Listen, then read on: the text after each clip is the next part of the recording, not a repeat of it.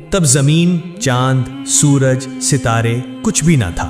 تنہا عظیم رب العالمین کائنات کے پروردگار اللہ سبحانہ و تعالی نے قلم کو پیدا فرمایا اور حکم دیا، اے قلم تو لکھ۔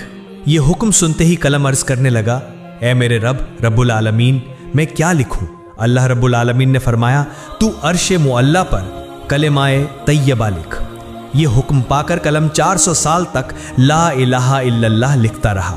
جب 400 سال گزر گئے تب اللہ رب العالمین نے قلم سے پوچھا، اے قلم تو نے کیا لکھا؟ قلم نے عرض کیا، اے اللہ سبحانہ و تعالی، میں نے تو بس لا الہ الا اللہ ہی لکھا ہے۔ اللہ رب العالمین نے فرمایا، تو نے کلمہ کا آخری حصہ کیوں نہیں لکھا؟ قلم خوف سے کانپتے ہوئے عرض کرنے لگا، اے میرے رب تو پاک ہے، تو یکتا ہے، اللہ کے سوا کوئی معبود نہیں۔ اب اس نام کے بعد کون سا نام لکھوں؟ یہ میرا حوصلہ نہ ہوا اور نہ ہی مجھے معلوم تھا۔ تب اللہ رب العالمین نے فرمایا، اے قلم، لا الہ الا اللہ کے بعد میرے خاص دوست، میرے محبوب محمد الرسول اللہ صلی اللہ علیہ وسلم کا نام لکھ، یعنی لکھ لا الہ الا اللہ محمد الرسول اللہ۔ یہ سنتے ہی قلم کئی سو سال تک یہ نام لکھتا رہا۔ پھر اللہ رب العالمین نے عرش معلی پر عظیم و شان استمبھ پیدا فرمائے اور انہیں 7 زمین و آسمان کے اندر گاڑ دیا۔ مفسرین نے ذکر کیا ہے کہ ایک استمبھ سے دوسرے استمبھ کا فاصلہ 700 سال کی مسافت کے برابر ہے۔ پھر اللہ سبحانہ و تعالی نے عرش پیدا فرمایا اور اس عرش کو اٹھانے کے لیے کچھ لمحوں میں 4 فرشتے پیدا فرمائے اور ان سے فرمایا، اے میرے فرشتوں، تم عرش کو اٹھاؤ۔ یہ حکم سنتے ہی 4 فرشتے عرش اٹھانے کو تیار ہوئے، لیکن وہ اسے اٹھا نہ سکے۔ تب اللہ سبحانہ و تعالی نے فرشتوں کو ایک دعا سکھائی، سبحان اللہ والحمد للہ ولا الہ الا اللہ واللہ اکبر۔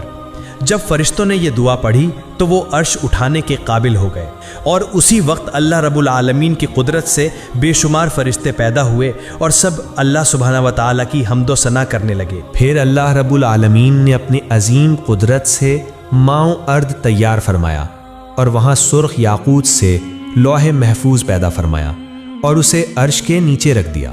پھر اللہ سبحانہ و تعالیٰ نے قلم کو حکم دیا، اے قلم، اس عظیم الشان تخلیق، علم اور قیامت تک پیش آنے والے تمام واقعات کو لوح محفوظ میں لکھ دے۔ اللہ سبحانہ و تعالیٰ کے اس حکم کو پا کر قلم نے بسم اللہ الرحمن الرحیم لکھ کر آغاز کیا۔ اللہ سبحانہ و تعالیٰ ہی اس کائنات کا یکتا خالق ہے۔ اللہ سبحانہ و تعالیٰ کے سوا کوئی معبود نہیں، وہ یکتا ہے، بے مثال ہے۔ پھر اللہ رب العالمین نے قلم کو دوبارہ حکم دیا، اے قلم، آدم علیہ السلام سے لے کر 1,24,000 انبیاء تک کے تمام حالات لوح محفوظ میں درج کر۔ پس قلم نے یہ حکم پا کر تمام مخلوقات اور تمام واقعات کو لکھ دیا۔ اس کے بعد اللہ سبحانہ و تعالیٰ نے یاقوت کی طرف نظر ڈالی تو یاقوت خوف سے پگھل گیا اور پانی میں تبدیل ہو گیا۔ پھر اللہ سبحانہ و تعالیٰ کی بے پایہ قدرت سے ہوا پیدا ہوئی اور رب العالمین نے اسے شمال، جنوب، مشرق اور مغرب کی طرف بھیج دیا اور فرمایا، تم لوگ تیز رفتاری سے بہتے ہوئے پانی میں لہریں پیدا کرنے لگے اور جھاگ اٹھنے لگا، اور فوراً ہی اللہ سبحانہ و تعالیٰ کے حکم کی تعمیل ہوئی، چنانچہ پانی کے اوپر جھاگ جم گیا، اور ان جھاگوں کے باہمی تصادم سے اللہ سبحانہ و تعالیٰ کے حکم سے آگ پیدا ہوئی۔ کچھ ہی دیر بعد اس آگ سے دھواں نکلنے لگا۔ پھر اللہ سبحانہ و تعالیٰ کا عرش پانی کے بیچ میں قائم ہوا۔ اللہ رب العالمین نے اس دھوئیں کو 7 حصوں میں تقسیم کیا۔ اس کے پہلے حصے سے پانی، دوسرے حصے سے تانبا، تیسرے حصے سے لوہا، چوتھے حصے سے چاندی، 5ویں حصے سے سونا، 6ٹھے حصے سے موارد یعنی موتی، اور 7ویں حصے سے یاقوت پیدا فرمایا۔ اس کے بعد عظیم اللہ سبحانہ و تعالیٰ نے اپنی قدرت سے پانی سے پہلا آسمان، تانبے سے دوسرا آسمان، لوہے سے تیسرا آسمان، چاندی سے چوتھا آسمان، سونے سے 5واں آسمان، موارد سے 6ٹھا آسمان اور یاقوت سے 7واں آسمان بنایا۔ ایک آسمان سے دوسرے آسمان تک کا فاصلہ تقریباً 500 سال کی مسافت کے برابر ہے۔ پھر اللہ سبحانہ و تعالیٰ کی قدرت سے پانی سے بدل کر ایک سرخ رنگ کی مٹی کی مانند چیز وجود میں آئی۔ تب اللہ رب العالمین نے 4 فرشتوں حضرت جبرائیل، میکائیل، اسرافیل اور عزرائیل علیہم السلام کو حکم دیا کہ چاروں طرف سے اس کو کھینچو۔ اللہ سبحانہ و تعالیٰ کے حکم پر انہوں نے ایسا ہی کیا اور وہ چیز ایک وسیع و عریض زمین کی صورت اختیار کر گئی۔ پھر اللہ رب العالمین نے محض 6 دنوں میں آسمان، زمین، چاند، سورج، سیارے اور ستارے یعنی اس کائنات میں جو کچھ ہے سب کچھ پیدا کر دیا۔ پھر 1000 سال بعد اللہ رب العالمین نے بے دھواں آگ پیدا کی اور اس سے جنات کو پیدا فرمایا۔ جنوں میں ایک نبی بھیجے گئے جن کا نام یوسف تھا۔ اللہ سبحانہ و تعالیٰ نے اس نبی کو شریعت کے احکام سکھائے اور انہیں دنیا میں بھیجا۔ اس طرح جنات کی زندگی چلنے لگی، لیکن بہت سالوں کے بعد جنات اللہ سبحانہ و تعالیٰ کے احکام بھول گئے اور سب کے سب گمراہ ہو کر گناہوں میں ڈوب گئے۔ تب وہی یوسف نامی جن سب سے کہنے لگے، اے جنوں کی جماعت، اللہ سبحانہ و تعالیٰ سے ڈرو، گناہوں سے باز آ جاؤ۔ کیا تم بھول گئے ہو اللہ سبحانہ و تعالیٰ یکتا ہے، اس کے سوا کوئی معبود نہیں؟ پس توبہ کرو اور سیدھے راستے پر واپس آ جاؤ اور اللہ سبحانہ و تعالیٰ کے احکام مانو۔ لیکن جنوں کی جماعت نے اس کی بات نہ مانی اور سب نے مل کر اسے قتل کر دیا۔ ادھر فرشتے کہنے لگے، اے اللہ سبحانہ و تعالیٰ، جنات کی جماعت دنیا میں گناہوں میں مبتلا ہو کر فساد برپا کر رہی ہے اور قتل کر رہی ہے۔ اللہ رب العالمین نہایت رحیم و کریم ہیں، اس کی رحمت بے پایہ ہے۔ فرشتوں کی یہ بات سن کر اللہ سبحانہ و تعالیٰ نے جنوں کو ان کے گناہوں کی سزا نہ دی، بلکہ دوبارہ ایک اور پیغمبر بھیجا، لیکن وہ کامیاب نہ ہو سکے۔ صرف چند جن ہی ان کی ہدایت قبول کر کے سیدھے راستے پر آئے اور باقی سب گمراہ ہو گئے۔ یوں تقریباً 36,000 سال کے عرصے میں جنات نے بے شمار پیغمبروں کو قتل کر ڈالا۔ پھر اللہ رب العالمین نے فرشتوں سے فرمایا، جاؤ جو گناہوں میں مبتلا ہیں ان کو سزا دو۔ اللہ سبحانہ و تعالیٰ کے اس حکم کو پاتے ہی فرشتوں نے کروڑوں جنات کو سزا دی۔ صرف وہی مومن جن جو گنہگار جنوں کے خوف سے جنگلوں، پہاڑوں اور گفاؤں میں بیٹھ کر اللہ سبحانہ و تعالیٰ کی عبادت کرتے تھے، وہی فرشتوں کے ہاتھ سے بچ گئے۔ اس وقت فرشتوں نے دیکھا کہ ایک کم عمر حسین و جمیل جن تنہا کھڑا ہے۔ اس کا نام ابلیس تھا۔ اسے دیکھ کر فرشتوں کے دلوں میں رحم پیدا ہوا۔ تب فرشتوں نے عرض کیا، اے ہمارے رب، اے معبود، یہ کمسن جن بالکل بے سہارا ہے، اس پر ہمیں بہت شفقت آ رہی ہے، کیا ہم اسے آسمان پر لا کر پرورش کریں؟ فرشتوں کی درخواست پر اللہ رب العالمین نے اجازت عطا فرمائی کہ اسے آسمان پر لے آؤ۔ ابلیس تیز حافظے والا تھا، جو ایک بار سنتا وہ ہمیشہ کے لیے یاد رکھتا۔ ادھر جو جنات زندہ بچے تھے ان کی نسل بڑھ کر پھر سے دنیا جنات سے بھر گئی۔ ادھر فرشتے ابلیس کو پہلے آسمان پر لے آئے۔ وہاں پہنچ کر فرشتوں نے اسے اللہ کی عبادت اور بندگی کے سبھی اصول اور ضوابط سکھائے۔ ابلیس نے بہت کم وقت میں یہ تعلیم حاصل کر لی اور پھر پورے 1000 سال پہلے آسمان پر اللہ کی عبادت کرتا رہا۔ ابلیس کی عبادت میں یکسوئی اور اخلاص دیکھ کر فرشتے حیران ہو گئے اور کہنے لگے، ہم تو صرف اللہ کی عبادت کے لیے پیدا کیے گئے ہیں، ہماری تعلیم و ریاضت سب کچھ عبادت ہی ہے۔ مگر کیا تعجب کی بات ہے کہ ابلیس نے ہم سے عبادت کے طریقے سیکھے اور اب وہ ایسی عبادت کر رہا ہے کہ اس کے مقابلے میں ہماری عبادت کچھ بھی نہیں۔ ہم نے تو اپنے درمیان کسی کو ایسی عبادت کرتے نہیں دیکھا۔ ایسا لگتا ہے کہ ابلیس سے ہمیں بہت کچھ سیکھنا ہے۔ فرشتے اس کی عبادت سے اتنے متاثر ہوئے کہ بڑے اہتمام کے ساتھ 1000 سال بعد اسے پہلے آسمان سے دوسرے آسمان پر لے گئے۔ دوسرے آسمان پر آ کر وہ اس سے بھی زیادہ عبادت میں مشغول ہو گیا۔ وہاں کے فرشتے یہ دیکھ کر ہر طرف سے تعریف و تحسین کرنے لگے۔ بہت سے فرشتے اس کی مدح سرائی کرنے لگے اور اس کا نام عابد رکھ دیا۔ پھر ابلیس نے 1000 سال عبادت کی۔ اس کے بعد فرشتے اسے دوسرے آسمان سے تیسرے آسمان پر لے گئے۔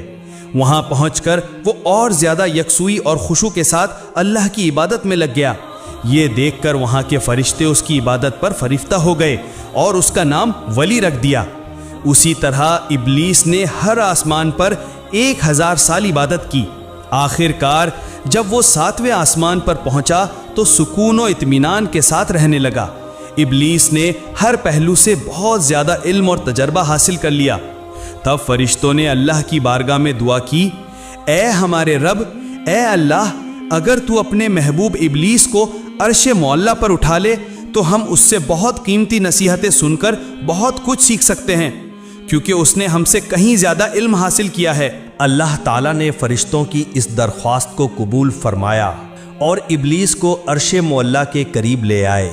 وہاں پہنچ کر ابلیس یاقوت سے بنے ایک بلند ممبر پر عبادت میں مشغول ہو گیا اور وعظ و نصیحت کرنے لگا۔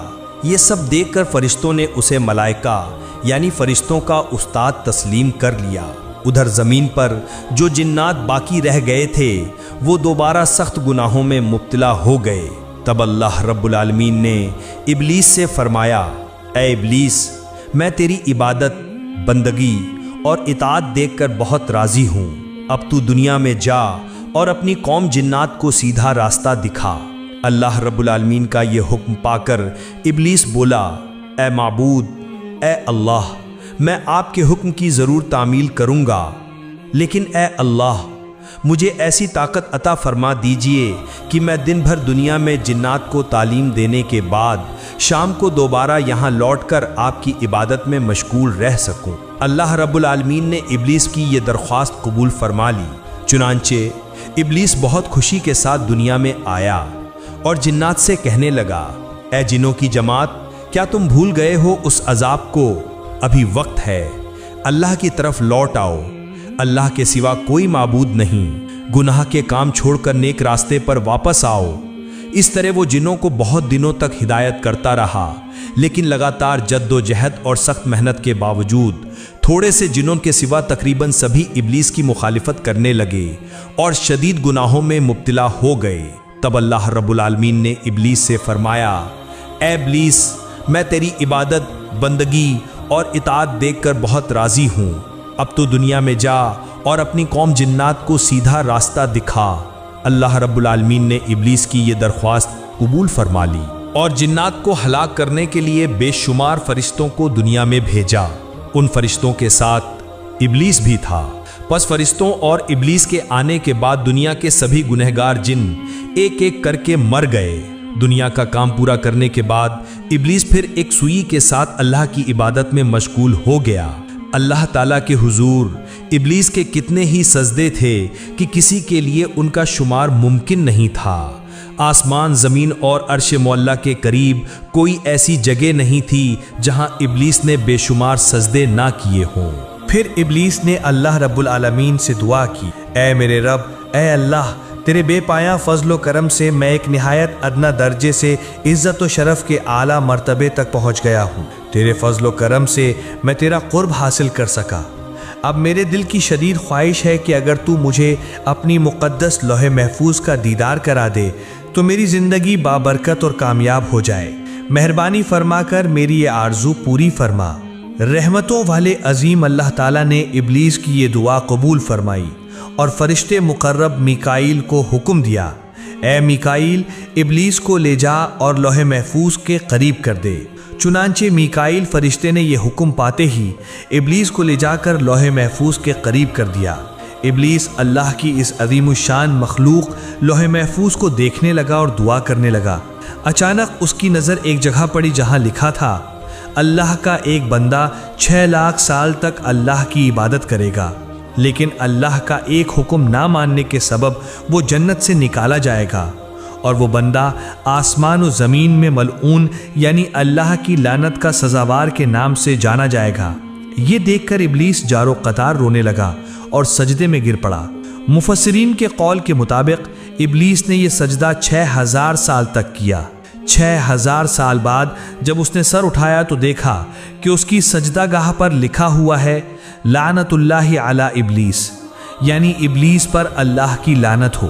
یہ دیکھ کر ابلیس نے اللہ سے دعا کی، اے میرے رب، یہ ابلیس کون ہے؟ میں اسے اچھی طرح سمجھانا چاہوں گا۔ اس کے جواب میں اللہ تعالیٰ نے فرمایا، بہت جلد تم اسے دیکھو گے۔ یہ سن کر ابلیس وہیں کھڑا رہا اور 1000 سال تک یہی پڑھتا رہا، لعنت اللہ علی ابلیس، یعنی ابلیس پر اللہ کی لعنت ہو۔ یہاں ذکر کرنا ضروری ہے کہ اس وقت ابلیس اس نام سے مشہور نہیں ہوا تھا۔ اس کے بعد اللہ رب العالمین نے ابلیس سے فرمایا، اے ابلیس، بتا وہ بندہ جو میری بے پایاں عنایتیں پانے کے باوجود میرے حکم کی نافرمانی کرے، اس کی کیا سزا ہونی چاہیے؟ جواب میں ابلیس نے کہا، اے میرے رب، اے اللہ رب العالمین، ایسے ناشکر شخص پر سخت سزا اور لعنت نازل ہونی چاہیے۔ تب اللہ رب العالمین نے فرمایا، یہ تمہاری یہ بات ایک تختی پر لکھ کر اپنے پاس رکھ لو، بعد میں یہ کام آ سکتی ہے۔ اس واقعے کے کچھ دن بعد ایک دن اچانک ابلیس نے اپنے دل میں سوچنا شروع کیا، اب فرشتوں کی دنیا اور جنات کی دنیا میں کوئی ایسا فرشتہ یا جن باقی نہیں رہا جس نے مجھ سے زیادہ علم حاصل کیا ہو۔ اب تو فرشتوں پر بھی میرا اثر بے مثال ہے، میرے اثر و رسوخ اور قوت کا مقابلہ کرنے والا اب کوئی باقی نہیں۔ میرا خیال ہے کہ رب العالمین کائنات کی تدبیر اور انتظام کی ذمہ داری صرف مجھے ہی دے سکتا ہے۔ اس واقعے کے کچھ دنوں بعد اللہ تعالیٰ کے ایک گروہ فرشتے لوح محفوظ پر ایک تحریر دیکھتے ہیں جس میں لکھا ہوتا ہے، بہت جلد ایک شخص پر اللہ کی لعنت نازل ہوگی۔ یہ تحریر دیکھ کر سارے فرشتوں کا گروہ خوف سے کانپنے لگا۔ وہ کہنے لگے، نہ جانے وہ بد نصیب کون ہے جس پر یہ بدقسمتی نازل ہوگی۔ سب فرشتے فکرمند اور پریشان ہو کر روتے روتے اپنے استاد ابلیس کے پاس حاضر ہوئے۔ ابلیس نے انہیں دیکھ کر کہا، کیا بات ہے، تم سب یوں کیوں رو رہے ہو؟ تب فرشتوں نے کہا، اے استاد، لوح محفوظ میں لکھا ہے کہ ایک شخص پر اللہ کی لعنت نازل ہوگی، اسی سوچ اور خوف کی وجہ سے ہم رو رہے ہیں۔ استاد، آپ ہمارے لیے دعا کریں کہ ہم اللہ کی لعنت سے بچ سکیں۔ ابلیس نے یہ سب سن کر مسکرا دیا اور اللہ تعالیٰ کے دربار میں دعا کی، اے میرے رب، اے مہربان اللہ، تو ان فرشتوں میں سے کسی پر بھی لعنت نہ فرما۔ اللہ رب العالمین نے فوراً ابلیس کی یہ دعا قبول فرما لی۔ کچھ دنوں بعد ایک دن ابلیس نے عرش معلیٰ کے ایک تخت پر روشن نور کی حروف میں ایک تحریر دیکھی۔ وہاں لکھا تھا، اعوذ باللہ من الشیطان الرجیم، یعنی میں اللہ تعالیٰ کی پناہ مانگتا ہوں اس مردود شیطان سے۔ یہ تحریر دیکھ کر ابلیس سخت حیران ہوا اور اللہ سے پوچھنے لگا، اے میرے رب، وہ کون بدبخت شیطان ہے جس سے بچنے کے لیے تیری پناہ مانگنے کا حکم لکھا گیا ہے؟ اللہ رب العالمین نے فرمایا، بہت جلد تم اسے پہچان لوگے۔ ادھر جنات میں فساد برپا کرنے والوں کو ہلاک کر دینے کے بعد اللہ رب العالمین نے اعلان فرمایا، اے میرے فرشتوں، میں زمین پر ایک نیا خلیفہ پیدا کرنے والا ہوں۔ یہ اعلان سن کر تمام فرشتے اللہ تعالیٰ سے عرض کرنے لگے، اے ہمارے رب، اے مہربان اللہ، کیا آپ ایسا نمائندہ پیدا کریں گے جو زمین میں فتنہ اور خون ریزی کرے گا جیسے پہلے ہوا تھا؟ حالانکہ ہم تو تیری تسبیح اور حمد بیان کرتے ہیں۔ اس وقت اللہ رب العالمین نے فرمایا، بے شک میں وہ جانتا ہوں جو تم نہیں جانتے۔ پھر اللہ رب العالمین نے حضرت جبرائیل علیہ السلام کو حکم دیا، جبرائیل جاؤ اور زمین کی سطح سے ایک مٹھی مٹی لے آؤ۔ حضرت جبرائیل علیہ السلام یہ حکم پا کر فوراً زمین پر اترے۔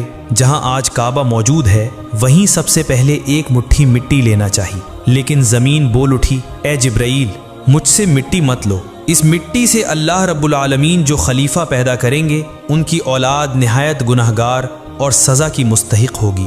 میں بے بس زمین ہوں، اللہ کے عذاب کو سہنے کی طاقت مجھ میں نہیں۔ یہ سن کر حضرت جبرائیل علیہ السلام نے مٹی نہیں لی اور واپس لوٹ آئے۔ پھر یکے بعد دیگرے حضرت میکائیل، حضرت اسرافیل اور سب فرشتوں کو مٹی لانے کے لیے بھیجا گیا، لیکن وہ سب بھی اسی طرح مٹی لیے بنا واپس آ گئے۔ آخرکار اللہ رب العالمین نے حضرت عزرائیل فرشتے سے فرمایا، اے عزرائیل، تم زمین سے ایک مٹھی مٹی لے آؤ۔ اللہ رب العالمین کا یہ حکم پا کر حضرت عزرائیل علیہ السلام فوراً زمین پر اترے۔ پھر زمین نے پہلے کی طرح اللہ کی قسم دے کر مٹی لینے سے منع کیا۔ تب حضرت عزرائیل فرشتے نے کہا، اے زمین، جس اللہ کی قسم تو دے رہی ہے، میں اسی عظیم اللہ کے حکم سے یہاں آیا ہوں۔